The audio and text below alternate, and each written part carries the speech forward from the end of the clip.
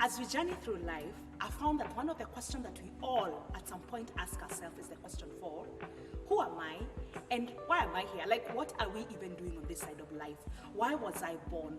Why was I born where I was born? Why am I living in this time? All these are questions that all of us at some point in our lives get to ask ourselves. And we continue by asking the question for why am I here? But I completely believe it's possible for you and I to be able to answer why am I here if we don't answer who am I? Now, we're living in a time where we have social media. We have people trying to tell us every day, trying to get our attention to tell us who we should be. You know, we have influencers, we have pop culture. You know, now the world is global and you can be able to hear from voices from different places. And all these people are trying to say, this is who you should be. You should be dressing like this. This is the standard of beauty. You should be talking like this. You should be looking like this. All these voices are out here trying to tell us who we should be. So it is very, very important for you and I to first figure out for ourselves, who am I as an individual? Who am I as Wahuanjiko? What do I believe governs my life? What are my values? I really believe that if we are able to figure out this first question of who am I, then the rest of the questions become so much easier to answer. And I want today to give us a few questions that I believe have helped me and can help you begin to figure out this question, begin to find answers to who am I? To the question of who am I, all right? So if you have your journal or somewhere, a notepad, please write these questions down. And I want you to find time and really answer them and answer them honestly. One of the questions I want you to answer is, what's your name? I know, like, what? Everyone knows their name. I know you know your name, but I want you to write down your name and then ask yourself the question for, what does my name mean? I didn't know how significant that is until I did this exercise, and I had never really thought about what does my name mean. And I remember going back home to my parents, to my mom, and asking her, I am named this name, why am I named? And I had time to listen to her tell me, you know, you're named after my mom, and just telling me the significance of that. And I realized now I carry my name with more, I'm more proud of my name because of knowing what it means. All right, so what's your name and what does it mean? Have you written down that? The next thing I want you to write down is, what are some of the most significant experiences that you can remember in your life from throughout childhood and to this moment that have made you the most happy? When you think back, what are those things that whenever they come to memory, you smile because they are such fond memories? What are those things? Please write them down. From childhood up to this point where you are at. Stuff, experiences that have made you genuinely happy. Write those down.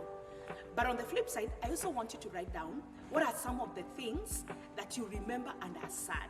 Some of the experiences that you've gone through that have impacted your life negatively. I know some of those things are things we want to forget and never think about. But I want you to take time and just go back, into your life and look at some of those things that you feel this one's affected me negatively. Because either we like it or not, both our good, bad, and ugly experiences affect who we are. And subconsciously, we begin to react and we begin to show up as people. We think this is who we are, but we don't know that some of these reactions are because of the experiences we went through. All right? So write the good and write some of those very bad experiences. The other question I want to ask, I'm checking because I had written it down, is, do you know do you remember what you wanted to become when you grow up? You remember when we were younger, all of us would be asked the question for, who do you want to be when you grow up? And we all had answers. I want you to go back to your childhood self, and I want you to answer the question for, what did I want to become when I grow up? And then just write it down, and I want you to go back and figure out, why didn't you become that? Have you become that? Or if you didn't, why? And innately, if everything was to align, if all the stars were to align in your favor, also write down, who would you want to become? All right?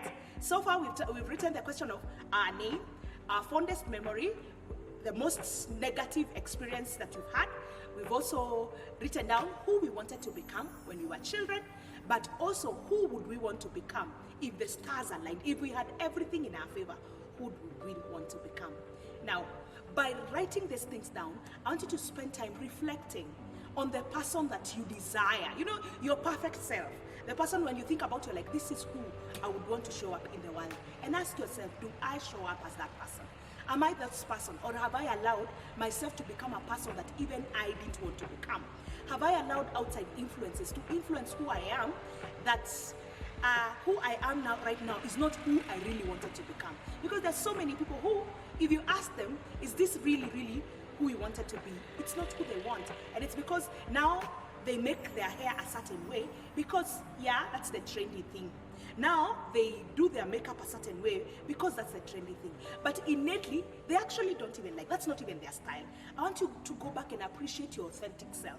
Begin to embrace that person, because we know as believers that you are made in God's image, that you are who you are. Your personality is who God made you to be. If you're introverted, if you're extroverted, God made you exactly as you are, because that's who He intended for you to show up in the world as. The purpose He has for you needs for you to be exactly that. So begin to appreciate that. If you're a person who likes to talk a lot, like I do, begin to appreciate that you're talking a lot is in line with who you are supposed to be, is in line with your purpose. You know, I remember in primary school, because I'd be in the noisemakers list all the time. And teachers used to tell me, you know, wewe na hiyo kiherehere yako, and I didn't like it. But right now in hindsight, it is this kiherehere, it's me talking a lot, that has aligned me to my purpose. I earn my living by talking. All right? So those things about yourself that you don't think are important, I need you to begin to embrace them, because those things are who you are, because that is how God intended for you to be.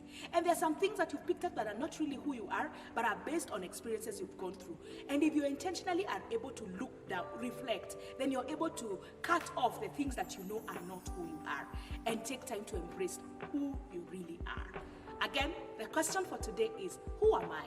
You are who God says you are. And I'll give you a few scriptures, just a few scriptures, for you to be able to read at your own time. Scriptures that affirm who God says we are. Scriptures that remind you and I that this is who we are, because that is what our manufacturer, you know, the one who made us, said we are. And this is in 1 Corinthians chapter 15, verse 3 to 6. Go and read by yourself. John 1:12, Ephesians 2:8. I hope I'm not going too fast. Romans 10:9 to 10. And then there's John 14:6. All these scriptures tell us about who God says we are. For example, John 1:12 says, yet to everyone who's received Jesus Christ and believed in his name, he gave them rights to become his children. So one of my identity, who am I? I am God's child. Okay? Go back to scriptures and find out, what does God say about you? Who am I?